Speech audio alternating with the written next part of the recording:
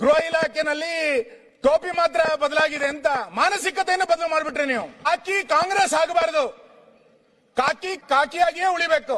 ಕಾಕಿಯನ್ನ ಕಾಂಗ್ರೆಸ್ ಮಾಡಿದ್ದರ ಪರಿಣಾಮವಾಗಿ ಹೇಗೆ ಬೇಕಾದ್ರೂ ಆಡಳಿತ ನಡೆಯುತ್ತೆ ಎನ್ನುವಷ್ಟರ ಮಟ್ಟಿಗೆ ನನ್ನ ಘಟನೆಯನ್ನು ಉಲ್ಲೇಖ ಮಾಡಿದ್ವಿ.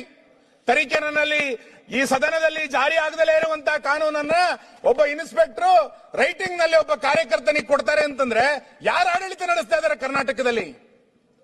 ನಾನು ಅದಕ್ಕೆ ಹೇಳಿ ಅಸಹಾಯಕ ಮುಖ್ಯಮಂತ್ರಿ ಅಂತ ನಾನು ಆ ವಿಷಯ ಕೊನೆಗೆ ಬರ್ತೇನೆ. ಯಾರು ಆಡಳಿತ ನಡೆಸ್ತಾ ಇದ್ದೀರಿ?